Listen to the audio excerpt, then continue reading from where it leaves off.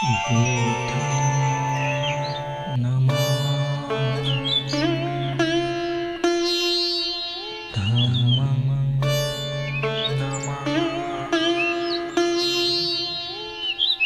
संघं नमामि।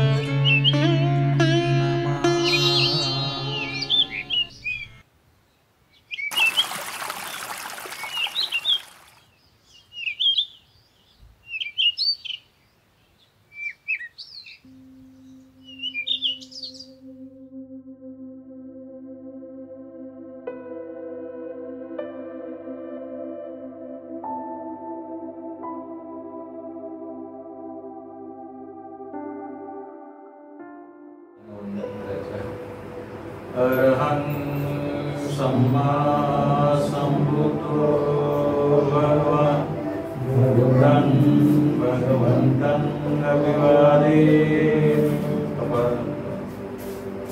स्वाकातो भगवता धम्मो धम्मं नमस्सामि।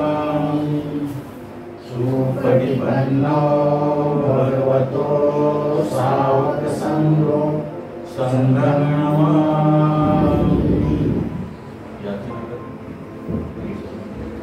ओकासवन्दामि भवन्ते ईशरणेन सह पञ्चशीलं धम्मं याचामि अनुगं कृत्वा शीलं वेदमे भवन्ते ओकासवं वन्दे ईशरणेन सह पञ्चशीलं धम्मं याचामि अनुगं कृत्वा शीलं वेदमे भवन्ते द्वितीयंपि ओकासवं वन्दे ईशरणेन सह पञ्चशीलं धम्मं याचामि अनुगं कृत्वा शीलं वेदमे भवन्ते तृतीयंपि ओकासवं वन्दे ईशरणेन सह पञ्चशीलं धम्मं याचामि अनुगं कृत्वा शीलं वेदमे भवन्ते यमं वदामि तं वदेत।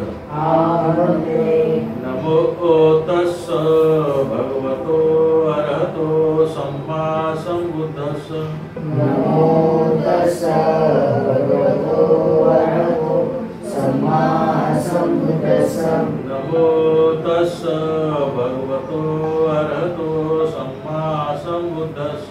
नमो तस्स भगवतो अरहतो सम्मा सम्बुद्धस्स। नमो तस्स भगवतो अरहतो सम्मा सम्बुद्धस्स। नमो तस्स भगवतो अरहतो सम्मा सम्बुद्धस्स। बुद्धं शरणं गच्छामि बुद्धं शरणं गच्छामि धम्मं शरणं गच्छामि धम्मं शरणं गच्छामि संघं शरणं गच्छामि संघं शरणं गच्छामि द्वितीयंपि बुद्धं शरणं गच्छामि द्वितीयंपि बुद्धं शरणं गच्छामि द्वितीयंपि धम्मं शरणं गच्छामि द्वितीयंपि धम्मं शरणं गच्छामि द्वितीयंपि संघं शरणं गच्छामि द्वितीयंपि संघं शरणं गच्छामि तृतीयंपि बुद्धं शरणं गच्छामि तृतीयंपि बुद्धं शरणं गच्छामि तृतीयंपि धम्मं शरणं गच्छामि तृतीयंपि धम्मं शरणं गच्छामि तृतीयंपि संघं शरणं गच्छामि तृतीयंपि संघं शरणं गच्छामि पाणातिपाता वैरमणि सिक्खापदं समादियामि पाणातिपाता वेरमणि सिक्खापदं समादियामि अदिन्नादाना वैरमणि सिक्खापदं समादियामि अदिन्नादाना वेरमणि सिक्खापदं समादियामि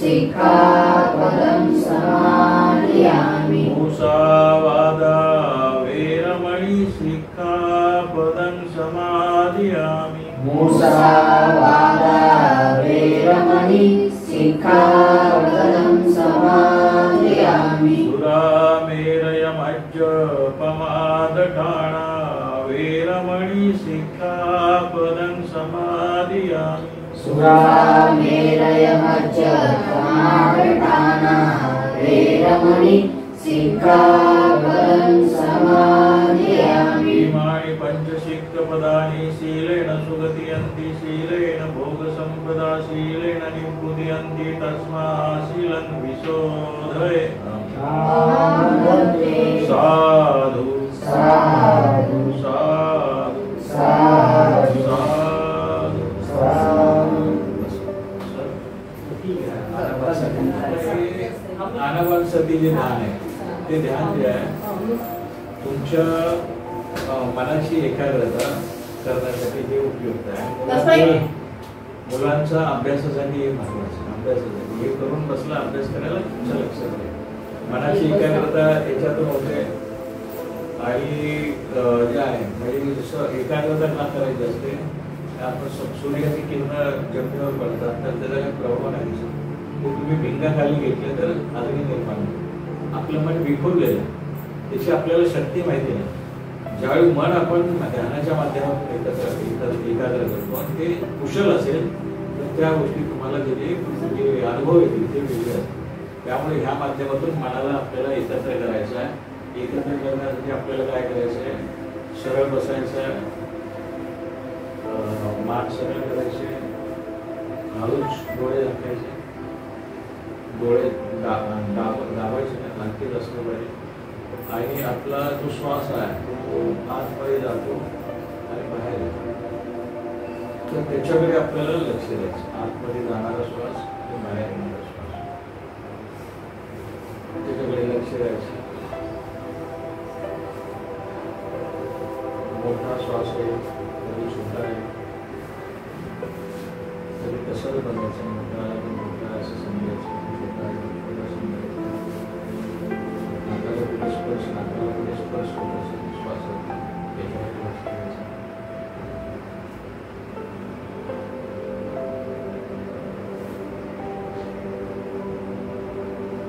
इकडे तिकडे परत राहण्यासाठी श्वासावर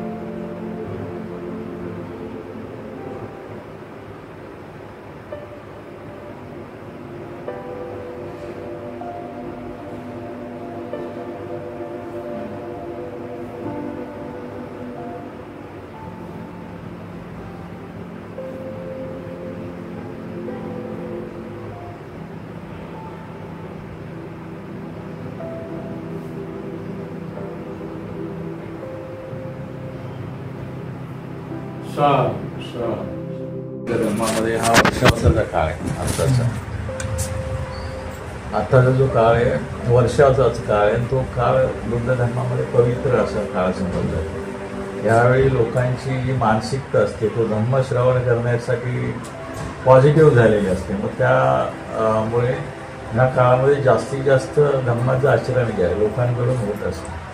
त्यामुळे आपण ह्या काळामध्ये काय होतं, बाकीच्या ठिकाणी काय ना काय कार्यक्रम घेतले जातात. जसं पुस्तक वाचन आहे, बुद्ध आणि त्यांचा धर्मग्रंथ वाचन आहे, तसं आपल्या इथे झालं पाहिजे. आणि ते हे पुण्याचं काम सध्या आहे. बुद्ध धर्मामध्ये हा जो काळ म्हणजे वर्षावासाचा काळ. आता वर्षावास म्हणजे काय, तर पूर्वी तथागतांच्या काळामध्ये भिक्षू संघ जो असायचा तो फार मोठा असायचा. म्हणजे एका विहारामध्ये 5,000, 10,000 भिक्षू असायचे त्या. आणि ते ज्यावेळी चारिका करण्यासाठी जायचे. आणि हा जो काळ पावसाळ्याचा काळ आहे, या काळामध्ये शेतामध्ये नुकतंच धान्य वगैरे यायला लागायचं. आणि अशावेळी भिक्षू संघ चारिका करायला गेल्यानंतर त्या धान्याचं काय व्हायचं, नुकसान व्हायचं. ती तक्रार तथागतांकडे शेतकऱ्यांनी केली की आमच्या अन्नधान्याचं जे आहे नुकसान होतं भिक्षू संघामुळे. त्यावेळी मग तथागताने भिक्षूंना आदेश दिला की तुम्ही हे जे 3 महिन्याचा काळ आहे पावसाचा, तर त्या काळी कसं होतं, जंगल वगैरे असायचं, पाऊस पाणी असायचा आणि पायी जावं लागायचं इकडे तिकडे. जंगलामधून जाताना साप विंचू वगैरे त्यांनी भिक्षू संघाला म्हणजे हानी पण व्हायची. त्यामुळे तथागता काय म्हणाले की हा जो काळ आहे पावसाळ्याचा, एका ठिकाणी बसायचा. त्या काळामध्ये उपासक तुम्हाला भोजन आणून देतील, तुम्ही चारिका करायला जायचं नाही. त्या बदल्यात जे आहे तर त्या बदल्यात तुम्हाला त्या बदल्यात तुम्ही उपासकांना काय करायचं, मार्गदर्शन करायचं. तर त्यावेळेपासून जे आहे हा जो काळ म्हणजे वर्षावसाचा काळ, तो काळ साजरा केला जातो. आणि हे करत असताना म्हणजे हा जो काळ आहे याच्या अगोदर म्हणजे बुद्ध धर्मामध्ये 3 पौर्णिमा सगळ्यात महत्त्वाच्या. पहिली पौर्णिमा म्हणजे वैशाख पौर्णिमा, दुसरी पौर्णिमा जी आषाढ पौर्णिमा आणि तिसरी पौर्णिमा कार्तिक पौर्णिमा. वैशाख पौर्णिमेला बुद्ध जयंती आहे, म्हणजे ज्या दिवशी बुद्धांचा उदय झालेला आहे. म्हणजे तथागतांना सिद्धार्थ गौतम यांना काय झालं, बोधी प्राप्त झाली वैशाख पौर्णिमेला. त्यामुळे ते बुद्धांचा जन्म म्हणजे बुद्ध आणि सिद्धार्थ ह्याच्यामध्ये वेगळं आहे बरं का. सिद्धार्थ गौतम वेगळे आहेत आणि बुद्ध वेगळे आहे.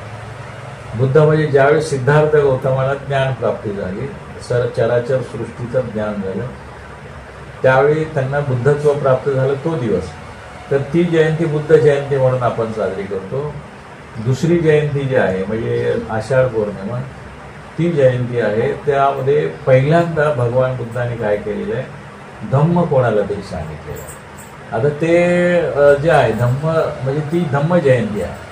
आणि तिसरी कार्तिक पौर्णिमा आहे, त्या दिवशी संघाची जी आहे निर्मिती झालेली आहे, ती संघ जयंती. म्हणजे बुद्ध धम्म संघ जे आहे, जे त्रिरत्न म्हटले जातात बुद्ध धर्मामध्ये, त्या 3 रत्नांचे ह्या 3 पौर्णिमा आहेत. आणि त्या पौर्णिमा आपल्या धर्मामध्ये पवित्र मानल्या जातात. तर जो धम्म सांगितला ह्या काळामध्ये म्हणजे आषाढ पौर्णिमेला तथागताने पहिल्यांदा धम्माचं मार्गदर्शन केलेलं आहे.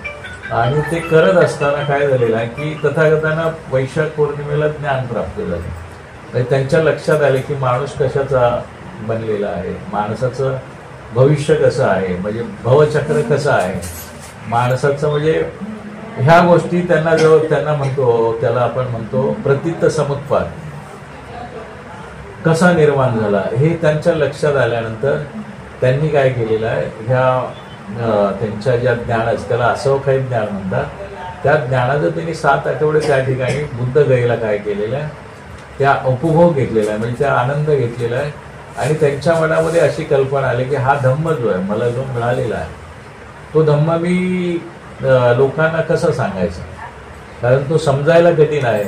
जर लोकांना समजला नाही तर तो जो आहे मलाही त्रास होणार आहे आणि इतरांनाही त्रास होणार आहे. त्यामुळे त्यांनी त्यांच्या मनामध्ये विचार आला की आपण तो सांगितलं नाही पाहिजे. परंतु त्यावेळी त्या ठिकाणी काय झालेले, ब्रह्मा सहपती तथागतांजवळ उपस्थित झालेले आहे आणि त्यांनी तथागतांना विनंती केलेली आहे की तुम्ही लोकांना ते सांगितलं पाहिजे. का सांगितलं पाहिजे की याच्या अगोदर जे आहेत जेवढे धर्म म्हणजे त्यावेळेच्या ज्या विचारधारा होत्या 62 प्रकारच्या विचारधारा त्यावेळी उपलब्ध होत्या आणि ते प्रत्येक दुःखावरतीच काम करत होते. कारण जी देवाची निर्मिती झालेली आहे ती भीतीपोटीच झालेली आहे. म्हणजे ह्या जगामध्ये कशामुळे त्रास होतो, कशामुळे पूर येतो, कशामुळे वीज पडते, कशामुळे आपल्याला आजार येतो हे लोकांना माहिती नव्हतं. मग त्यामुळे ते भीतीपोटी त्यांनी ह्या सगळे देव वगैरे आहेत ह्या निर्मिती केलेली. तथागतांनी धम्मपदात सांगितलेलं आहे भव्य शरण आमती. म्हणजे बरेच जण शरण कशाला जातात, पब्बतानी वनानी, पर्वताला वनाला, विहारे आरामे रुक्ख म्हणजे विहारांमध्ये ते जातात किंवा देवळांमध्ये जातात आणि ते कशामुळे जातात, भयामुळे जातात. तथागत त्या गोष्टीला काय म्हणतात, हे काय उत्तम असं मार्ग नाही जो तुमचा दुःख मुक्त होईल. दुःखमुक्तीचा मार्ग आहे जो तथागतांनी त्या 5 भिक्षूंना सांगितलेला आहे, तोच मार्ग खरा दुःखमुक्तीचा आहे. तर त्या ठिकाणी ब्रह्मा सहपती जो आहे तो येऊन सांगतो की तुम्ही सांगितलं पाहिजे. परत इथे कन्फ्युजन मगाशी जे झालं ब्रह्मा कसा आला, तो ब्रह्मा जो आहे की बघा बुद्ध धर्मामध्ये तथागतांना सायकोलॉजीचे डॉक्टर म्हटलं जातं. म्हणजे सायकोलॉजी तथागतांच्या माध्यमातून निर्माण झाली आहे आणि तथागतांनी चित्ताचे वेगवेगळे प्रकार सांगितलेले आहेत. चित्ताचे 121 भाग सांगितलेले आहेत आणि माणसाच्या चित्ताचं एवढ्या म्हणजे आपण चित्त मन म्हणजे एकच समजतो, पण मनाचे जे आहेत तथागतांनी वेगवेगळे फोड केलेले आहेत. त्याला 121 प्रकारचे चित्त केलेले आहेत. त्यांचे उपचित्त आहे, चेतसिका म्हणून आहे, ते 52 प्रकारचे केलेले आहे. मग ह्यांचं जे आहे विभाग केलेला आहे. म्हणजे माणसाची मानसिकता कशी आहे त्याच्यावरनं विभाग केलेले आहेत. पहिले 54 जे विभाग आहेत ते कामोच्चर चित्त म्हणून त्याला म्हटलं जातं. दुसरा जो विभाग त्याला रूपवचर चित्त म्हटलं जातं. तिसरा जो आहे अरूपवचर चित्त आणि लोकोत्तर चित्त, असे 4 भाग केले म्हणजे याच्यासाठी.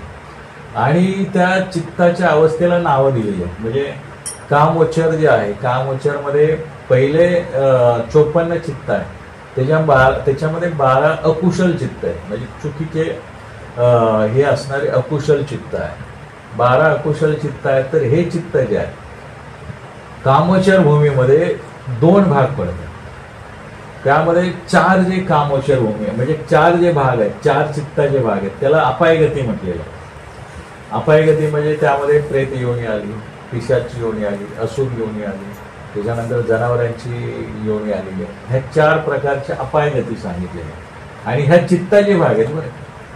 म्हणजे ऍक्च्युली तसं हे नाही, तर ते चित्ताचे भाग केलेले आहेत. जे अपाय योनीमध्ये अकुशल चित्त आहे त्या चित्तांच्या तुमच्या म्हणजे तुमच्या मनामध्ये अकुशल चित्त असतील तर तुम्ही जे आयुष्य जगत असाल ते अपाय योनीतलं असेल. म्हणजे तुम्ही जनावरासारखं, म्हणजे आता काय समजा कॉर्पोरेट क्षेत्रामध्ये कामाला आहेत लोक, त्यांचं जीवन कसं असतं, कामाला जायचं, घरी यायचं, परत सकाळी कामाला जायचं, घरी यायचं, खायचं, आणि याच्याशिवाय त्यांना दुसरा जशी जनावरं करत असतात की खायचं, झोपायचं, खायचं, मुलांना जन्म द्यायचा, ही जी मानसिकता आहे जनावरांना, ती आत्ताच्या लोकांची तशी मानसिकता आहे बऱ्याच लोकांची.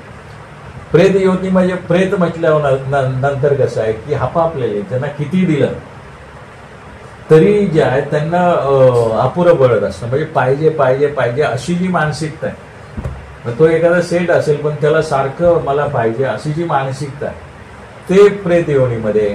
त्याच्यानंतर असुर योनी, राक्षस योनीमध्ये कसे तुम्ही राक्षसांची क्वालिटी काय, तर ते एकामेकांना मारणार, एकामेकांचे पाय खेचणार, ते संपन्न असतात, परंतु त्यांच्या मानसिकता अशी आहे. म्हणजे जे राजकारणी तुम्हाला दिसतात त्यांची जी मानसिकता आहे आपलंच फक्त पाहिजे, आपलंच भलं झालं पाहिजे, दुसऱ्यांचं वाटोळं झालं पाहिजे, सगळं मलाच पाहिजे, आणि त्यासाठी मग ते कोणाचंही काही करण्याची प्रवृत्ती जी आहे ती राक्षस वृत्ती आहे.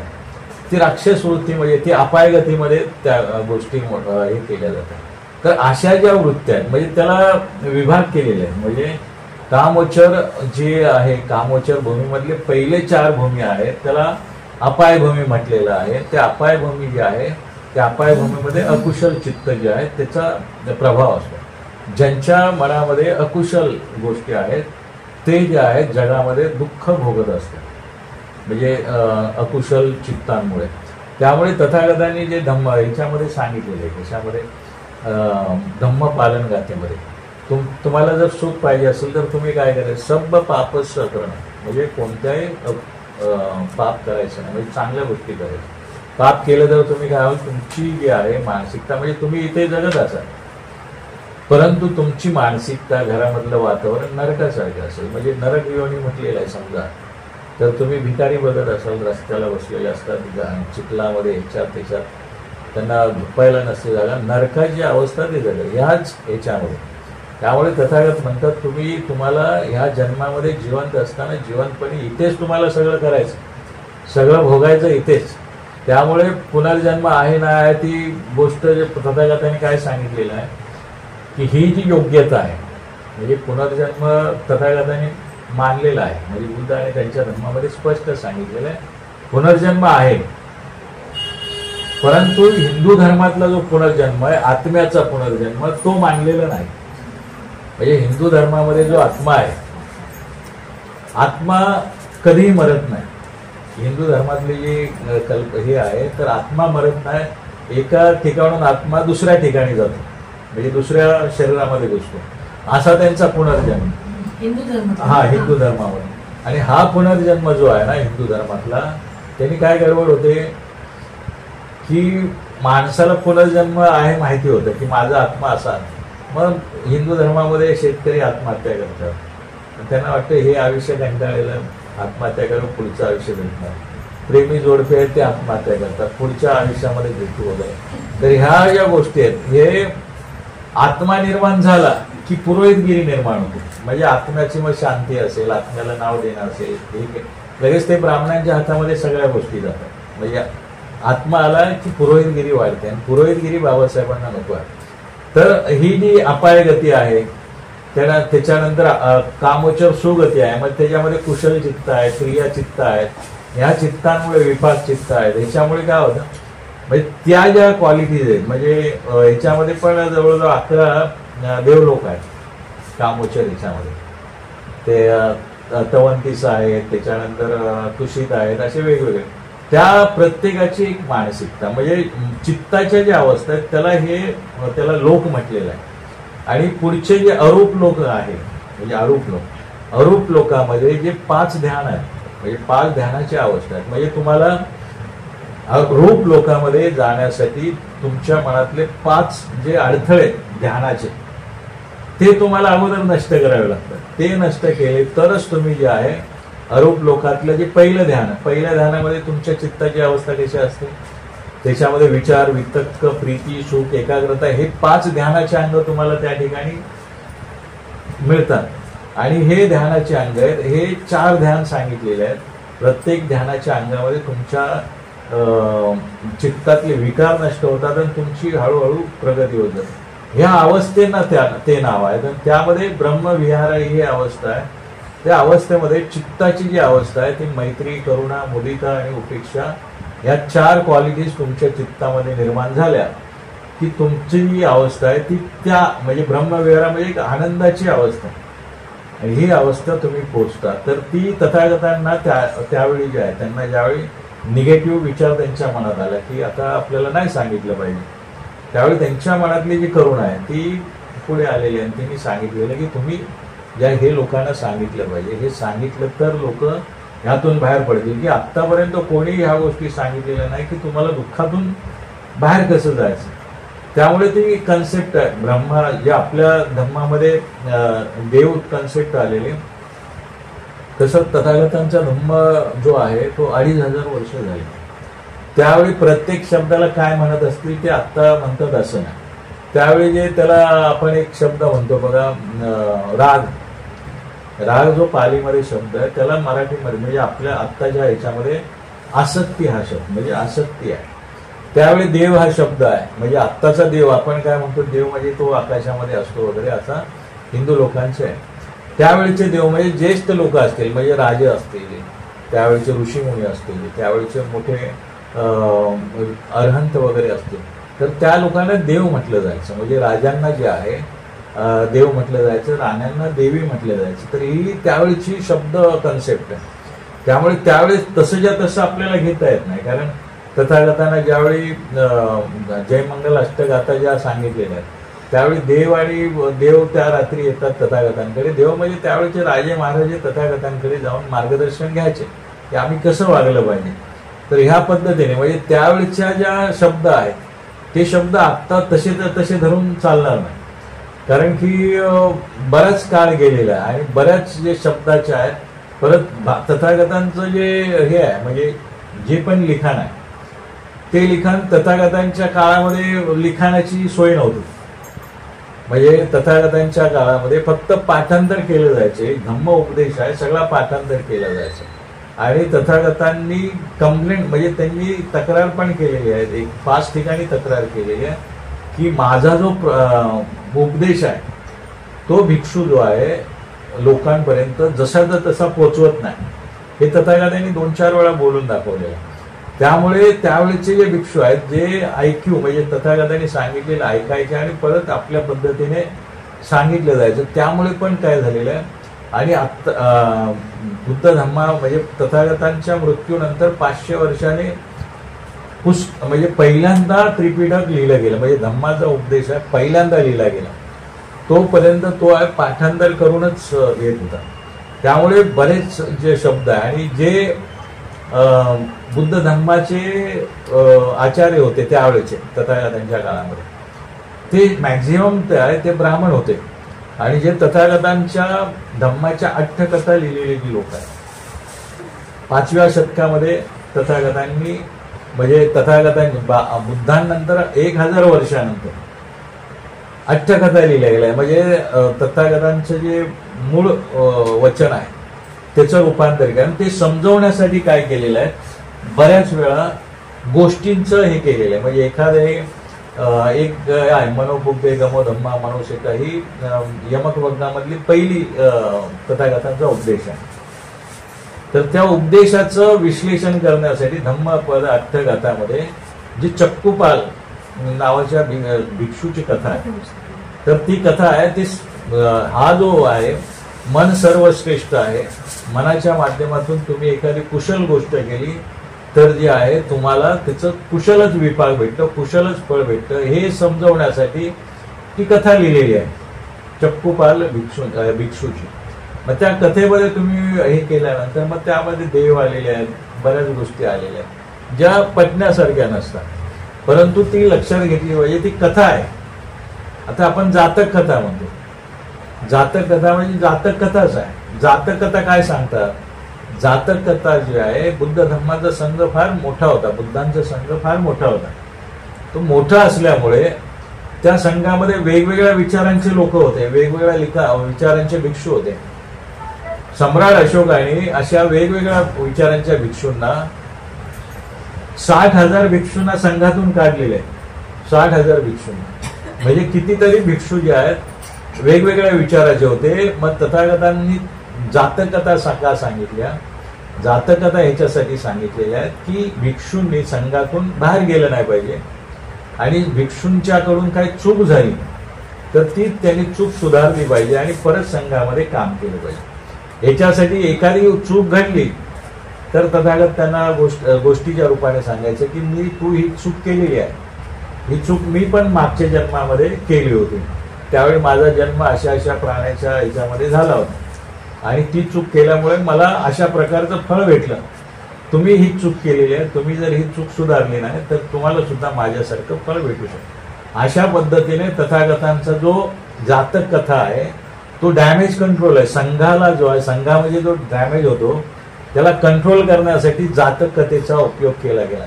याच्यावरती आपले अमृतसरचे एक मोठे शीख अभ्यासक आहे जातक कथेवरती. ते ह्या जातक कथेचा बुद्ध धम्म जो आहे, बुद्ध धम्माचं संशोधन आहे, संशोधन करणं गरजेचं आहे. परंतु तथागतांचा धम्म जो आहे, धम्म ह्या 2 गोष्टीवरच अवलंबून आहे. धम्म तथागतांचा धम्म काय? आषाढ पौर्णिमेला त्यांनी त्या 5 भिक्षूंना मार्ग सांगितलेला आहे. काय सांगितलेलं आहे? 4 आर्य सत्य सांगितलेले आहेत. हाच धम्म आहे. 4 आर्य सत्य म्हणजेच धम्म आहे. म्हणजे दुःख आहे, दुःखाला कारण आहे, दुःख नष्ट करता येऊ शकतं आणि दुःख नष्ट करण्याचा मार्ग आहे. मग तो मार्ग जो आहे तो आर्य अष्टांगिक मार्ग सांगितलेला आहे.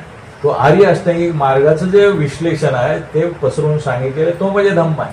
म्हणजे आर्य अष्टांगिक मार्ग 3 विभागामध्ये आहे. प्रज्ञाशील, करुणा, प्रज्ञाशील, समाधी, प्रज्ञा, ह्या 3 मध्ये तो आर्य अष्टांगिक मार्ग आहे. मग समाधी आहे, समाधीचे कितीतरी प्रकार आहेत. मग समाधी लागण्यासाठी तुम्हाला वेगवेगळ्या प्रकारचे कर्मस्थान सांगितलेले, ध्यान सांगितलेले. मग ते करण्यासाठी तुम्हाला समाधीमध्ये हे व्हायचं, तुम्हाला समाधी लागली पाहिजे, ध्यान लागलं पाहिजे. तर तुमचा पाया म्हणजे शील आहे. शीलामध्ये तुम्हाला परफेक्ट झालं पाहिजे. शीलामध्ये परफेक्ट झालं तरच तुम्हाला ध्यान लागणार आहे. आणि ध्यान लागलं तर जी प्रज्ञेची अवस्था आहे, ज्याला सारासार विचार करण्याची किंवा ज्ञानाची अवस्था आहे, ती आपल्याला मिळते. मग हा सगळा जो भाग आहे म्हणजे 4 आर्य सत्यालाच तथागतांच्या नंतर भिक्षूंनी काय केलेलं आहे की तो समजून सांगण्यासाठी वेगवेगळे मार्ग हे केलेले, वेगवेगळ्या गोष्टी सांगितलेल्या आहेत. अशा पद्धतीने म्हणजे तथागतांचा धम्म जो आहे तो धम्म तुम्हाला सुखाचा मार्ग सांगतो, सुखाची गॅरंटी देतो. परत असं आहे की ज्या ज्या लोकांनी ह्या धम्माचं आचरण केलेलं आहे जगामध्ये, जगामधले जे देश आहेत ज्या धम्माचं आचरण करतात ते जगामध्ये शक्तिशाली देश आहेत. बौद्ध धम्माचे आचरण करणाऱ्या देशांमध्ये गुन्हेगारी नाही, लक्षात घ्या. हे देश जगामध्ये शक्तिशाली. चीन हा, चीनमध्ये 20% बौद्ध लोक आहेत. बौद्ध लोकांचं लोकसंख्या 150 मध्ये 20% असल्यामुळे 40 ते 50 करोड लोक चीनमध्ये एकट्या बौद्ध आहेत. चीन आता जगामध्ये शक्तिशाली देश आहे. त्या ठिकाणी तुम्ही वागता कसं त्याच्यावर पण त्या देशामध्ये तुम्हाला पॉइंट्स, जसं आता सिव्हिल रेकॉर्ड तुमचे इथे करतात ना, सिव्हिल रेकॉर्ड बँकेचे कसे आहेत तसे तुमचं वागणं कसं आहे त्याच्यावरती तिकडे जे आहे तुम्हाला समाजामध्ये प्रतिष्ठा, म्हणजे तुम्हाला बँकेमध्ये ऍडमिशन असेल कुठे मुलांचं किंवा काय, याच्यामध्ये तुम्ही वागता कसे रस्त्याने लोकांशी त्याच्यावरती हे आहे. भूतान हा देश आहे की तिथे सिग्नल पण नाहीत, लोक नियमाने वागतात. बौद्ध धम्माचे लोक जे आहेत, बुद्ध धम्माचं आचरण करणारे लोक, हे बघितल्यानंतरच ओळखता येतं. ज्यावेळी आम्ही जे आहे विदेशामध्ये जातो आणि आमच्या बरोबर कोण उपासक असेल तर ते जे तिथल्या संरक्षण यंत्रणा असतात त्या उपासकांकडे चांगल्या नजरेने पाहतात. त्याच्याकडे एवढं कडक त्याची तपासणी करत नाहीत, कारण त्यांना माहिती आहे हे बौद्ध भिक्षूंबरोबर आहेत. बौद्ध लोक म्हटल्यानंतर शांतता प्रिय, जी क्वालिटी बौद्धांची आहे. बौद्धांची जगामध्ये क्वालिटी शांतता प्रिय लोक, भांडणतंटा न करणारे, खोटं न बोलणारे, न फसवणारे, न व्याभिचार करणारे, अशी ओळख आहे जगामध्ये. मग ती ओळख आपण जे आहोत, आपण 68 वर्षामध्ये आपण प्राप्त केली का, हे एक प्रश्न आहे. की आपण आता 68 वर्ष झाले बाबासाहेबांनी आपल्याला धम्म दिलेला आहे आणि आपल्या समाजाकडे बघितल्यानंतर वाटतं का कोणाला की हा समाज दारू न पिणारा आहे, हा समाज जो आहे भांडणतंटा न करणारा आहे, खोटं बोलणारा आहे. ही ओळख जी आहे बौद्धांची, ती ओळख करून देण्यामध्ये आपण ज्यावेळी असे कार्यक्रम घेत असतो त्यावेळी आपण समीक्षा करायची असते की आमचं म्हणजे बाबासाहेबांनी जे आम्हाला दिलेलं आहे त्या गोष्टीमध्ये आम्ही किती पुढे गेलो. बाबासाहेबांनी सांगितले की तुम्ही शिका, संघटित व्हा आणि संघर्ष करायला सांगितलेला आहे. तर आपण शिकलेलो आहोत पण संघटित झालेलो नाही. इथे आता कालपासून मेसेज दिलेला आहे, इथे आपल्या आजूबाजूला केवढे लोक आहेत, 4-5च लोक आले.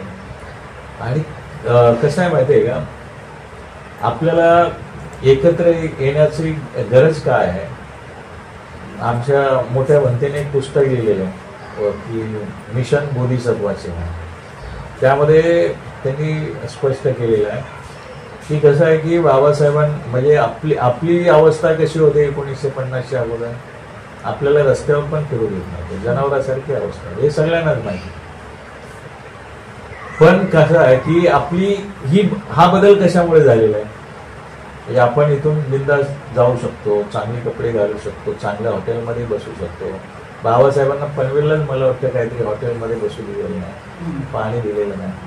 तिथेच त्यांचा इथेच ना, काय बोलतात त्याला, त्यांची लायब्ररी तिथेच केली आहे ना. मग म्हणजे फ्री आहे 6 ते रात्रीच्या 8 पर्यंत. ही पनवेलची घटना आहे. म्हणजे आपल्याला पाणी पिऊ देत नव्हते, हॉटेलमध्ये चहा गेला फटके कप द्यायचे, ही आपली अवस्था होती. अवस्था कशामुळे आपली बदललेली आहे. बाबासाहेबांनी आपल्याला संविधान दिलं, धम्म दिला, त्याच्यामुळे आपल्याला ही अवस्था झाली आहे. बाबासाहेबांनी धम्म का दिला ह्याची बरीच कारणं आहेत. त्यामध्ये एक कारण सांगितलेलं आहे की आपण आहोत अल्पसंख्याक. भारतामध्ये आपली लोकसंख्या 75 लाखाच्या आसपास आहे अधिकृत. किती पकडली, समजा 1 कोटी पकडली, 150 करोड मध्ये 1 कोटी आहे आपली. आपण साधा नगरसेवक आपला निवडून देऊ शकत नाही, बरोबर. त्यामध्ये परत असं आहे की बौद्ध लोकांवरती इतर लोकांचा पहिल्यापासून डोळा आहे. आपल्याला काय म्हणजे आपल्या लोकांनी काय एखादी गोष्ट केली तर बाकीचे लोक आहेत त्याच्यावरती हे करत बसतात, टेन्शन घेतात. आपली मुलं शिकून मोठी व्हायला लागली की ब्राह्मणांना त्रास व्हायला लागतो. मग ही जी अवस्था आहे, बाबासाहेबांनी पाहिलं होतं की भविष्यामध्ये ह्या लोकांच्या ह्या परिस्थिती निर्माण होतील, शिक्षणाच्या परिस्थिती निर्माण होतील, नोकरीची परिस्थिती निर्माण होतील. अशा वेळी तुम्ही काय कराल? आता तुम्हाला दिलेल्या गोष्टी ज्या आहेत सरकारने संपवलेल्या आहेत. तुम्हाला शिक्षणासाठी मुलांना पहिल्या या मुलीला किती फी असेल? 2,018 महिन्याला. पण हे नर्सरी प्रायव्हेट मध्येच आहे, असं सरकारी स्कूल मध्ये नाहीच घेत आहे ना ते लोक. नाही, पण त्यांचा काय केलेलं आहे, शिक्षणाचा दर्जा कमी. कसं माहितीये का, शिक्षकाला नाही ती कामं देतात, जनगणना देतात, हे देतात. त्याच्यानंतर दर्जा हे केलेला आहे. आणि काय केलेलं आहे, प्रायव्हेट शाळांमध्ये जे आहे प्रायव्हेट शाळांची फी वाढवलेली आहे. सरकारी नोकरीत जायचं तर सरकारी शाळेतली मुलं आणि प्रायव्हेट शाळेतली मुलं कम्पॅरिझन नाही करू शकत. त्यामुळे प्रायव्हेट मध्ये घालायचं तर तुमच्याकडे नोकरी चांगली पाहिजे. आणि नोकऱ्या सरकारने बंद करायच्या मागे लावल्या. सरकारी नोकऱ्या बंद केल्या, टेम्पररी बेसिसवर जायचं. त्याच्यानंतर आता जे आहे कॉन्ट्रॅक्ट बेसिसवर सगळीकडे घेतात. प्रायव्हेटमध्ये रिझर्वेशन नाही, प्रायव्हेट म्हणजे बंद केलेलं आहे. लोकशाहीमध्ये रिझर्वेशन हा लोकशाहीचा आत्मा आहे. लोकशाही काय करते की अल्पसंख्याक जे आहेत त्यांना जगवण्याची हमी देते. हे तुम्ही अमेरिकेमध्ये बघितलं तर अमेरिकेमध्ये प्रत्येक चित्रपटामुळे काळ्या माणसाला घ्यावं लागतं. तिथे प्रायव्हेट सेक्टरमध्ये पण रिझर्वेशन आहे यांच्यासाठी, काळ्या लोकांसाठी, कारण ते अल्पसंख्याक आहे. त्यामुळे लोकशाहीची गरज आहे, रिझर्वेशन आहे. अल्पसंख्याकांना प्रतिनिधित्व प्रत्येक ठिकाणी पाहिजे. त्यामुळे आपल्याला प्रायव्हेट सेक्टरमध्ये पण रिझर्वेशन पाहिजे, परंतु ते सरकार देणार नाही आपल्याला. कारण सरकार जे आहे ते मनुवादी विचारसरणीचं आहे. त्यांनी तुम्ही गुलामच असले पाहिजे ही त्यांची मानसिकता आहे. त्यामुळे तुम्हाला गुलाम कसं करायचं त्यांनी ठरवलेलं आहे कधीच. आणि त्यांनी 100 वर्षाचा प्लॅन केलेला आहे, 100 वर्षाचा, की 100 वर्षानंतर आम्ही सत्तेवर येऊ. आणि ते आलेले आहेत, त्यांनी प्लॅन केला, त्याच्यावर काम केलं आणि ते सत्तेवर आलेले. आणि सत्तेवर आल्यानंतर त्यांना त्यांची मनुस्मृती आहे, त्याप्रमाणे ते राज्य करायचं. राज्य करायचं तर जे गुलाम म्हणून अगोदर होते त्यांना परत गुलाम कसं करायचं, डायरेक्ट करता येत नाही. मग त्यांच्या नोकऱ्या बंद करायचं, शिक्षण बंद करायचं. मुलं सरकारी शाळेतून पहिले डॉक्टर इंजिनियर व्हायचे. आता काय केलेलं आहे, एंट्रन्स एक्झाम, म्हणजे त्यांना म्हणजे प्रायव्हेट शाळेच्या मुलांना एवढं व्हॅल्यू नव्हताच आपल्या. आणि कसं आहे की आता हे 10वी 12वी जाते, यांच्या अभ्यासाला नाही किंमत. एंट्रन्स एक्झाम त्याचं वेगळी फी, म्हणजे वेगळा कोर्स त्याची वेगळी फी. म्हणजे तुम्हाला प्रत्येक ठिकाणी जे आहे अडथळे निर्माण करून परत मागे ढकलायचं. ह्याची जी जाणीव अजून आपल्या समाजाला होत नाही. बाबासाहेबांनी हा धम्म दिला, अशी परिस्थिती निर्माण झाली तर जगातले बौद्ध जे आहेत ते तुमच्या मागे उभे राहतील, ही त्यांची कन्सेप्ट आहे. जगामधले बौद्ध आहेत तुमच्या अन्यायाला उभे राहतील. आता बुद्धगया आंदोलनामध्ये जगातले भिक्षू तिथे भाग घेतात. तर ती जी गोष्ट आहे त्याच्यासाठी तुम्ही बौद्ध दिसले पाहिजे. जगातल्या लोकांना आपण बौद्ध नाही दिसत. आपली लोक म्हणजे गणपतीला पण नाचणारे दिसणार, दहीहंडीला पण वरती, म्हणजे दहीहंडीला दुसऱ्या दिवशी पेपर बघा, डोकं फुटलेलं असेल, बनसोडे असेल, माने असेल, अमुक सगळे बहुजनातलीच लोक असतील. म्हणजे ते ज्यावेळी बघतात त्यावेळी आपली मुलं दांडियामध्ये खेळताना दिसतात, गणपतीला खेळताना दिसतात, आपल्या बायका उपास तापास खेळतात. अजूनही आपल्या बायका जे पूर्वी ब्राह्मणांनी ते काळे दोरे बांधायचे हे केलेलं की ह्यांना आपलं बौद्ध राष्ट्र म्हणून नाही, बौद्ध राष्ट्र म्हणून आहे. म्हणजे बौद्ध राष्ट्र भारत नाही, परंतु हा, पण खरंच कसं आहे, बौद्ध राष्ट्र म्हणजे भारतामध्ये बुद्धांची जन्म झाला हे माहिती आहे, परंतु भारतामध्ये बुद्ध धम्म आहे हे नष्ट झालेलं आहे त्यांना माहिती आहे. मुळात आणि- म्हणून बौद्ध धर्म लिहिलाय ना आपल्याला की बाहेरचे आपल्याला मदत नाही, करतात. नाही, नाही. बौद्ध कसं- लोक दिसत नाही वागणुकीमध्ये. वागणुकीत दिसतच आपण नाही, दिसत नाही. नाही ना बौद्ध म्हणून. आपली एकीच नाही ना संघटना आपल्या आहे. जयंतीला डीजे लावतात आणि धडा धडा धडा नसतात. बुद्धाने सांगितलंय नच्च गीत वादित विषय. आणि मी चिपळूणला एकदा मूर्ती प्रतिष्ठापनेसाठी गेलो. बुद्धांची मूर्ती डीजे लावलाय आणि बायकां मुलं सगळी नाचतात बुद्धांच्या पुढे. आता मग ते असं जगातल्या लोकांनी बघितलं तर म्हणते कसे काय हे बौद्ध कसे काय. आणि ती ओळख जी आहे पण ती ओळख जी आहे बुद्ध धम्माची एक आचरण पद्धती आहे. बुद्ध धम्म म्हणजे तुम्ही जंटलमॅन दिसलं म्हणजे तुम्ही एक जंटलमॅन म्हटलं जातं किंवा सुसंस्कृत दिसलं पाहिजे तुम्ही वागायचं. आम्हाला तर भिक्षूंना 227 नियम आहे. आम्हाला भिक्षुनींना 311 नियम आहे. तुम्ही कसं बसलं पाहिजे, कसं उठलं पाहिजे, चाललं कसं पाहिजे, बोललं कसं पाहिजे, कुठे हसलं पाहिजे, कुठे काय, हे असे नियम आहेत. खाल्लं कसं पाहिजे, आवाज नाही आला पाहिजे किंवा काय, म्हणजे असे नियम आहेत. उपासकांनी पण कसे राहायचे, पंचशिलाने वागलं पाहिजे, मैत्रीने वागलं पाहिजे, करुणाने वागलं पाहिजे. बघितल्यानंतर वाटलं पाहिजे की हा बौद्ध माणूस चालेल. ती ओळख 68 वर्षामध्ये आपण कमवली पाहिजे होती. कारण बाबासाहेबांच्या काळामध्ये बाबासाहेबांबरोबर इतर समाजाने पण बौद्ध धर्माची दीक्षा घेतली होती. मराठ्यांनी घेतली होती, ओबीसीने घेतली होती, सवर्ण लोकांनी घेतली होती. आणि बाबासाहेबांनी इतर समाजाबरोबर बऱ्याच वेळा मिटिंग्स केल्या होत्या. ते लोक पण बुद्ध धम्म घ्यायला तयार होते. पण नंतर आपल्या लोकांनी ज्या पद्धतीने आचरण केलं म्हणजे आपण मुंबईमध्ये आलो की झोपडपट्टी, भीमनगर, रमाबाई नगर, हे जे झोपडपट्टीमध्ये आपल्या लोकांची जी म्हणजे दिसायला आपले लोक कुठे झोपडपट्टी, आता ठीक आहे म्हणजे आता बरेच चांगल्या ठिकाणी राहतात. पण पूर्वी मुंबईमध्ये आले की झोपडपट्ट्या म्हटल्यानंतर निळा झेंडा भीमनगर असायचं. आणि त्याच्यामुळे आपल्या लोकांची निगेटिव्ह प्रतिमा समाजामध्ये निर्माण झाली. या धम्माच्या माध्यमातून जसं प्रगती दिसली पाहिजे होती ती प्रगती तेवढी मधल्या काळात दिसली नाही. आता बऱ्याच ठिकाणी दिसते. त्या मानाने जो नागपूर आणि विदर्भ ह्या सरकारचा भाग आहे तो बुद्धांना बाबासाहेबांना जास्त मानणार आहे. तिकडे बघा जास्त मोठे मोठे अधिकारी आपले असतील. नागपूर विदर्भामध्ये मोठे अधिकारी आपले असतील, मोठे शिकलेले लोक तिथे जास्त आहेत. त्या मानाने इकडे कमी आहेत. कोल्हापूर किंवा सांगली, सातारा, कोकणामध्ये वगैरे कमी आहेत. कोकणामध्ये तर आता मी गेलो कणकवलीला 10 घरं आहेत. 10 घरामध्ये 5 घरं आचरण करतात, 5 घरं गणपती बसवतात. आणि त्यांना ते हे फाटाफूट म्हणजे हे ह्याच्याशी बोलत नाही, ते त्याच्याशी बोलत नाही. आता बघा एकतर आपण आहे अल्पसंख्याक कमी, त्यामध्ये गावातली 10 घरं, त्यातली 10 घरं जर अर्धे बोलत नाही तर आपल्या मुलांचे हक्क अधिकार आपण भविष्यामध्ये कसे राखून ठेवणार. कारण कसं आहे की आपण अल्पसंख्याक आहोत. आपण जर एकत्र आलो तर आपण पुढच्या पिढीसाठी वाचू शकतो. यांच्यासाठी पुढे काहीच राहणार नाही जर आपण एकत्र नाही आलो. त्यासाठी बाबासाहेबांनी सांगितले दर रविवारी तुम्ही एकत्र आलं पाहिजे. जिथं असाल ज्या ठिकाणी त्या ठिकाणी एकत्र आलं पाहिजे. तुमची एकी दिसली. आता जैन समाजाचं बघा मंदिर कुठेतरी मुंबईमध्ये तोडलं, सगळा जैन समाज एकत्र आला. त्यांच्या मंदिराला ज्याने तोडलं होतं त्याला लगेच सस्पेंड केलेलं. आता त्यांचं काय कबूतर खाना नॉन इश्यू, तरी पण ते सगळे एकीला घाबरतात ना. आता ती हत्तीनी जी आहे ती जैन लोकांनी आता ह्या लोकांनी एवढं केलं की शेवटी त्या तुमची एकी जर असेल फक्त एकी तरी तुम्हाला ज्या गोष्टी पाहिजेत त्या गोष्टी आपल्याला मिळू शकतात. म्हणून बाबासाहेबांनी सांगितलं तुम्ही दर रविवारी विहारात आला पाहिजे. मुलांना धम्म दीक्षा दिलीच पाहिजे.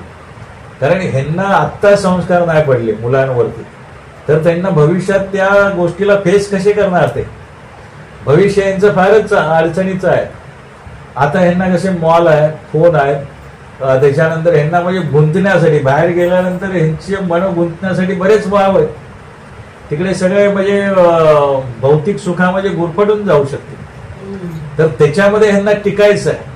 आणि परत आपलं असं नाही की आपली 7 पिढी एकदम गडगंज श्रीमंत आहे आणि त्याच्यावरती आपली 7 पिढी बसून खातील असा पण प्रकार नाही.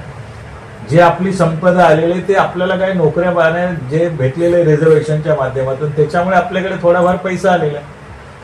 आता हा पैसा जो आहे कसा कमी करायचा ह्याच्यासाठी वेगवेगळे षडयंत्र गव्हर्नमेंट करतच आहे. त्यामुळे आपल्या मुलांना जर कमी खर्चामध्ये मोठा अधिकारी व्हायचा असेल तर त्यांना मेरिट शिवाय पर्यायच नाही. ही मुलं समजा 90-95% घेतले एंट्रन्स एक्झामला, तर त्यांना गव्हर्नमेंट कॉलेज भेटते कमी खर्चामध्ये 5-10 हजारामध्ये त्यांची इंजिनिअरिंग मेडिकल होऊ शकते. मग ह्या गोष्टींसाठी जे आहे ह्या मुलांना धम्म दीक्षा गरजेचं आहे. कारण मुलं बुद्ध धम्माकडे वळताना बघत नाही. विहारामध्ये म्हातारे कोतारेच येतात, त्यातल्या त्यात बायका जास्त येतात, पुरुष पण येत नाही, तरुण तर येतच नाही. बाबासाहेब म्हणतात जोपर्यंत तरुण बुद्ध धम्माला स्वतःहून स्वीकारणार नाही तोपर्यंत बुद्ध धम्माचं भारतातलं भवितव्य एकदम कठीण आहे. त्यामुळे ह्यांच्या भविष्याचा प्रश्न आहे. कारण कसं आहे की तथागत कर्म सिद्धांत सांगतो, जसं कराल तसं तुम्हाला फळ भेटेल. त्यामुळे तुम्ही आतापासून यांच्यावरती काम नाही केलं तर ह्यांचं जे पुढचं आयुष्य आहे तुमच्या हातामध्ये आहे. त्यामुळे मुलांना दीक्षा दिली पाहिजे, त्यांना बुद्ध धम्म समजावून सांगितलं पाहिजे. त्यासाठी ह्यांना समजवण्यासाठी अगोदर घरामध्ये आचरण केलं पाहिजे. तुम्ही जसं कराल ते बघतील घरामध्ये कसं होत आहे आणि तसंच ते वागणार आहे. त्यामुळे सुरुवात आपल्या घरातून झाली पाहिजे. घरामध्ये आपण बऱ्याच वेळा काय करतो, आता मी सकाळी ज्या ठिकाणी गेलो होतो पूजेसाठी, तो फोटो त्यांनी शोधला, मग पुसला आणि नंतर आहे. म्हणजे एवढं असं केलं तर कसं काय बौद्ध हे का म्हणजे होणार. म्हणून तथागताने काय केलं, 7 आठवडे फिरत होते. कशाला सांगू लोकांना, समजणार नाही. आणि ते तो धम्म, कठीण धम्म बाबासाहेबांनी आपल्याला दिला. सगळ्या जगातल्या धम्माचा अभ्यास केला ना हा धम्म आपल्याला दिला की आपली लोक सुधारली पाहिजे. आणि बरेच जण सुधारले, पण आता बऱ्याच म्हणजे बऱ्याच ठिकाणी पॉझिटिव्ह हे येतं, पण जी गती पाहिजे तेवढी येत नाही. कारण इथे समजा एखाद्या बुवा बाबाचा आसारामचा किंवा त्या याचा जर कार्यक्रम असेल 10-10 लाख लोक जातात. बैठकीचे जेवढे हॉल आहेत, बैठक आपल्या बायका असो कोणी त्या बैठकीला सगळे जातात. ऊन असो हे असो, वेळेचं काय बघत नाहीत, ते बैठकीला जातात सगळे लोक, आपले पण जातात त्यामध्ये. आणि इकडे आपण याला सांगितलं तर ते कंटाळा करतात लोक. मग जो सत्याचा मार्ग आहे त्या सत्याच्या मार्गावर ह्याच्यामध्ये तुमचं कळलं. तुम्ही घरामध्ये उपसत करता का तुम्ही लोक? उपसत घरामध्ये करा. घरामध्ये तुमच्या नकारात्मक एनर्जी राहणार नाही, लक्षात घ्या. घरामध्ये पौर्णिमेला तरी कमीत कमी 8 शिलांचं पालन करा, ध्यान करा. त्या दिवशी आनापानसाठी मेत्ता भावना, मौन धारण करा. त्यानंतर दान दक्षिणा म्हणजे दान का हे करायचं असतं, कोणालाही मदत करायची असते. ज्यांची अडचण आहे त्यांना मदतीला उभं राहायचं. देण्याची तुमची वृत्ती वाढली पाहिजे. ज्यांची देण्याची वृत्ती वाढते त्याचे बरेच फायदे तथागतांनी सांगितले. चित्तामध्ये जो लोभ आहे तो कमी करण्याचा दान हे सोपा मार्ग आहे. त्यामुळे तुम्ही जो माणूस दान देतो सुखाने झोप लागते त्याला. कारण मनामध्ये क्लिमिश नाही, त्याला देण्याची वृत्ती त्याच्यामध्ये असते, मला दिलं पाहिजे. त्यामुळे त्याला शांतपणे झोप लागते. झोपेसाठी गोळ्या खाव्या लागत नाही, वाईट स्वप्न पडत नाही. त्याला जे आहे त्याचे दान देणाऱ्या माणसावरती तथागत म्हणतात शस्त्र, अग्नी आणि विष या 3 गोष्टींचा प्रभावच पडत नाही त्याच्यावर. त्याच्यानंतर जे आहे त्याला मृत्यू जो आहे शांतपणे येतो. मृत्यूसाठी तडफडावं लागेल. मृत्यूनंतर सुगती जी आहे तथागतांनी जे 31 श्लोक सांगितले, सुगतीमध्ये त्याचं चित्त आहे, तिचं चित्त हे होतं. कारण पुनर्जन्म आहे हे लक्षात घ्या. बुद्ध धर्मामध्ये आहे. आत्म्याचा पुनर्जन्म मान्य केलेला नाही, परंतु आपलं विज्ञान जे आहे विज्ञानाचा पुनर्जन्म आहे. तो तथागत म्हणतात समजवणं कठीण आहे आणि समजणारे पण तेवढे शक्तिशाली पाहिजे, समजवणारे शक्तिशाली पाहिजे. पुनर्जन्म आहे. तथागतांनी सांगितले धम्मचारी सुखं सेती अस्मी लोके परम विच. धम्माचं आचरण करणारा माणूस ह्या जन्मात सुखी राहतो आणि पुढच्या जन्मात पण जो असेल तर सुखी राहतो. परंतु तुमचं आत्ता प्रेझेंट तुमच्या हातामध्ये काय आहे? आत्ता हे आयुष्य आहे आत्ताचं. परत हे दुर्लभ आहे आपल्याला भेटलेलं आहे. म्हणजे इतरां जे प्राणी आहेत त्यांच्यापेक्षा माणसाचा जन्म जो आपल्याला चित्त जे आहे आपलं मन जे आहे इतर प्राण्यांसारखं नाही, आपण विचार करू शकतो. त्यामुळे हा जन्म भेटलेला आहे दुर्लभ आहे. आणि आपल्याला प्रेझेंट जर आपण म्हणजे ह्या जन्मात जर सुखी नसेल तर पुढचा जन्म कसा काय सुखी असू शकतो. त्यामुळे आत्ता आपल्याकडे प्रेझेंट आहे. परत आपली गॅरंटी नाही कोणाची, गेलेला माणूस परत येईल का नाही गॅरंटी नाही, श्वास गेलेला बाहेर येईल की नाही. प्रत्येक क्षण जो आहे तुम्ही सुखाने घालवला पाहिजे. सुखाने घालवण्यासाठी तुम्हाला धम्माचं आचरण करावं लागेल. याच्याशिवाय मार्ग नाही दुसरा.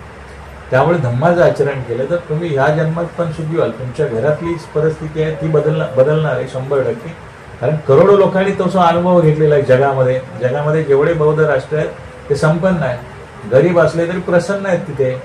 भूतान सारखा किंवा थायलंड तर आपल्यापेक्षा ठीक आहे, पण बरेच देश जे आहेत तिथे गरीब आहेत, पण चेहऱ्यावर ते त्यांच्या आत्या नाही दिसणार, प्रसन्न असतील, एकदम खुश असतील. आम्ही भिक्षाटनाला सकाळी जायचो. तिथले जे उपासक आहेत सकाळी 5 वाजता जेवण करून दरवाजाच्या पुढे असायचे. रोज, एक दिवस नाही, रोज ते लोक थांबायचे. रोज आम्ही सकाळी 5 वाजता जायचो. ते उठत असतील 4 वाजता. तशी श्रद्धा आहे त्या लोकांची बुद्धांप्रती, धम्माप्रती, संघाप्रती.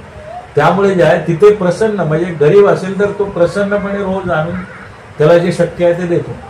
तर ह्या प्रवृत्ती ज्या आहेत तुमच्या हे जर आचरण केलं तर तुमचं भलं होणार आहे. घरामध्ये वातावरण चेंज होणार आहे. तुम्ही करून बघितलं पाहिजे. विपश्यनेला नंबर लागत नाही लोकांचे. आपला समाज नाही, इतर समाज तिथे अनुभव त्याचा फायदा घेतो विपश्यनेचा. आणि ते पण साधे लोक नाही, डॉक्टर, इंजिनियर, मोठे मोठे लोक. एक आमचे इंगळे डॉक्टर आहे तिथे नेरूळला, MD आहे मेडिसिन मध्ये. 40 दिवसासाठी दवाखान्यात त्याचं फी आहे एवढी 1000 रुपये काहीतरी त्याची OPD आहे. प्रचंड गर्दी असते. तेवढी शाळा लावून तो तिकडे जातो, त्यांचा ग्रुप जातो. इतर समाजच आहे. त्यामुळे इतर समाज ह्या गोष्टीचा फायदा घेतात. आपल्याला एवढा मूल्यवान धम्म बाबासाहेबांनी दिला, ज्यांना जगातले विद्वान समजतात. आपण त्याचा फायदा घेतला पाहिजे. गोयंका गुरुजींना वाटायचं आपल्या लोकांनी ते सगळं ताब्यात घेतलं पाहिजे. गोयंका गुरुजींची इच्छा होती की आपल्या लोकांनी हे पूर्ण व्यवस्था सांभाळली पाहिजे. आपली लोक जात नाही, तिथे सगळे इतर समाजाचे लोक जातात. आपले लोक 100मध्ये 5-10 लोक जात असतील, जास्त नाही जात.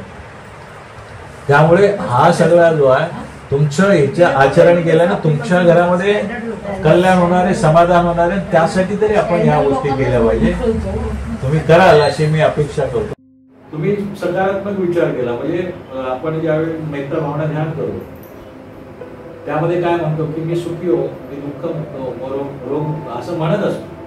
आणि शब्दाची पावर लक्षात घ्या. आता एक व्हिडिओ घेऊन सध्या की जपानच्या शास्त्रज्ञांनी म्हणे असं 2 ठिकाणी 2 पाणी घेतलेले. एका पाण्यामध्ये ते आय लव्ह म्हटलेले आहे आणि एका पाण्याच्या इथे आय हेट म्हटलेलं. ज्या ठिकाणी द्वेषपूर्ण बोललेलं आहे त्या पाण्याचा आकार विचित्र झालेला आहे. ज्या पाण्याजवळ त्यांनी चांगले शब्द वापरले त्या पाण्याचा आकार चांगला झालेला. म्हणजे शब्दाची ताकद तुम्ही लक्षात घ्या. एखादा मुलगा जर आई वडिलांना त्रास देतो, आई वडिलांच्या डोळ्यातून अश्रू निर्माण होतात, तर आई वडील जे त्याला आय देतात तर ती त्या मुलाला लागते. तो कधीच सुखी होऊ शकत नाही. जो मुलगा आई वडिलांना त्रास देतो तो मुलगा कधीच सुखी राहू शकत नाही. आय असते तुमचं. म्हणजे एखाद्याला त्रास दिला ते मनापासून जर काय बोललं तर त्याचा परिणाम होतो. आपण या ठिकाणी सुप्त पठण घेतो. सुप्त पठण त्या शब्दांमध्ये व्हायब्रेशन आहे. तुम्ही घरामध्ये सुप्त पठण 1 तास घेऊन बघतो. घरामधले नकारात्मक एनर्जी राहत नाही, एक व्हायब्रेशन असतं. त्यामुळे जगामध्ये जेवढे बौद्ध राष्ट्र आहेत, बौद्ध राष्ट्रामध्ये पालीमध्येच चांटिंग केलं जातं. कारण ती तथागतांची बोली भाषा आहे. तथागताने ते सांगितलेले आहे. त्या प्रत्येक सुक्तामध्ये एक व्हायब्रेशन. त्यामुळे जे आहे शब्दाची किंमत आहे. त्यामुळे आपण जे मनामध्ये ज्यावेळी अशी भावना करतो मनामध्ये मी सुखी हो, दुःख मुक्त हो, तर ती प्रक्रिया घडायला चालू होते तशी. तर तुम्ही सकारात्मक बोलत असता आणि तुम्ही ज्यावेळी उपोषण धारण करता त्यावेळी तुमचं मन सकारात्मक होत असतं. आणि तुम्ही जे म्हणजे ह्याची उदाहरणं इतिहासामध्ये बरेच आहेत. तथागतांचं मन एवढं सकारात्मक होतं माहिती कोणाकडे. त्यांच्या पुढे तो हत्ती आला, नालागिरी हत्ती, त्यांना मारण्यासाठी सोडला होता. परंतु तथागतांच्या संपर्कात आला. त्यांच्या शरीरामधून जो ओरा म्हणजे ज्याला आपण व्योज म्हणतो त्याच्या संपर्कात आल्यावर तो हत्ती त्यांच्या पाया पडलेला आहे. अंगुलीमाला डाकू संपर्कात आल्यानंतर त्यांचा शिष्य. आता आत्ताचं उदाहरण घेतलं आपण तर महात्मा फुलेंचं उदाहरण घेत आहे. महात्मा फुले फार त्यांच्या मनामध्ये मैत्री असायची. ज्या ब्राह्मणाने त्यांना छळलेलं त्यांच्या महिलांसाठी त्यांनी आश्रम काढलेले. त्यांच्या महिलांचे बाळंतपण त्यांची मिसेस करायचे. त्यांनी ब्राह्मणांचा मुलगा दत्तक घेतलेला आहे. म्हणजे त्यांची जी मैत्री आहे त्याचा परिणाम असा आहे की मारेकरी फुलेंवरती सोडले होते ते मारेकरी फुलेंच्या संपर्कात येतात आणि बदलतात. ते त्यांचे शिष्यत्व हे धारण करतात. ही शक्ती आहे. तुम्ही सकारात्मक झाला, तुमचा विरोधक जरी तुमच्या जवळ आला तरी त्याच्यामध्ये परिवर्तन आहे. तुम्ही ते करून बघितलं पाहिजे, ते विश्वास ठेवले पाहिजे. म्हणजे तथागतांच्या धम्माच्या पुढे जाण्यासाठी अडथळा याची इच्छा म्हणतात, ज्याला शंका कुशंका. धम्माविषयी आपल्या मनामध्ये शंकाच नसली पाहिजे. शंका नसली पाहिजे दुसरं एक कारण आहे, तो बाबासाहेबांनी दिलेला आहे, लक्षात आहे, जगातल्या विद्वान माणसाने दिलेला आहे. त्यामुळे आपण शंकाच नाही घेतली पाहिजे. मुकाट्याने ते केलं पाहिजे. बुद्धाने त्यांच्या धम्मामध्ये बाबासाहेबांनी उपसदाचं महत्व सांगितलं. तुम्ही घरामध्ये उपसद केलं, तुमचं मन सकारात्मक होईल. सकारात्मक मन झाल्यानंतर तुम्ही जगातली कोणतीही गोष्ट जी आहे तिच्यापर्यंत पोहोचू शकता. हे तुमचं कल्याणाची गोष्ट, घराच्या कल्याणाची गोष्ट. हे तुम्ही करून बघितलं पाहिजे. केल्याशिवाय काय तुम्हाला अनुभव येणार नाही. कारण जगातले लोक करतात, भारतातले लोक करतात आणि त्यांना अनुभव येतो. आपल्या लोकांनी तो अनुभव घेतला पाहिजे. त्या अनुभव घेण्यासाठी करून तर बघा, त्यामध्ये नुकसान काय. हिंदू लोकांचा उपवास करतात ते, बरोबर. बुद्ध धर्माचीच एक विकृती ही आहे, उपवासाचा उपवास करतात. ते करतात काय ना काय. मुसलमान 3-3 महिने रमजान करतात, पाणी पण घेत नाही दिवसभरात. आपल्या लोकांना काय झालं काय समजत नाही. धर्माचं कोणतं बोलवलं तरी मुसलमान तिथे जाऊन काय गुडघ्यावर बसून नमाज करतात, परंतु तो तिकडे जाणारच मुसलमान. काय कसं आहे, अजून त्यांना यायचं. आता मुसलमानांना कसे गाठून मारतात. बाहेर पडले त्यामुळे आनंद अमृत महोत्सव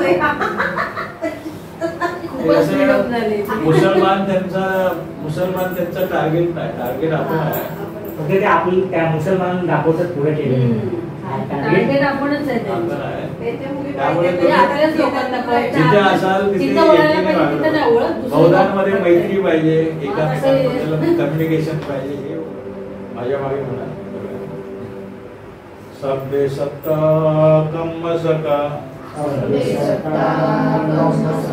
कम्म धायादा कम्म योनी कम्म बंधु कम्म पटिशरणा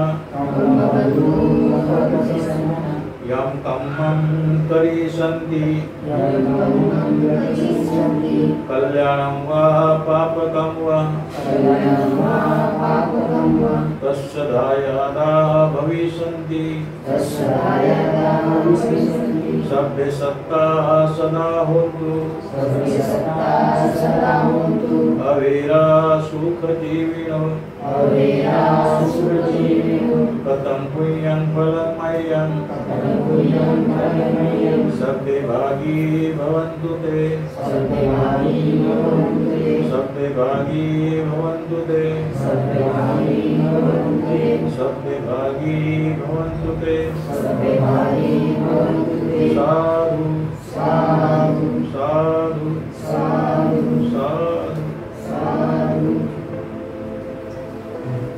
शेवटचं नक्ति में शरणं वयं बुद्धो मे शरणं वरं एकेन सत्यवचेन होतु मे जयमङ्गलं. नक्ति में शरणं वयं धम्मो मे शरणं वरं एकेन सत्यवचेन होतु मे जयमङ्गलं.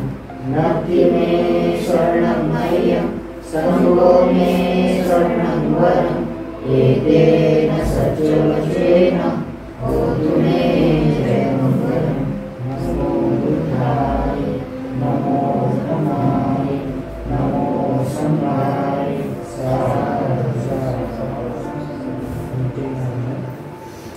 बुद्धं नमामि धम्मं नमामि संघं नमामि. नमो बुद्धाय.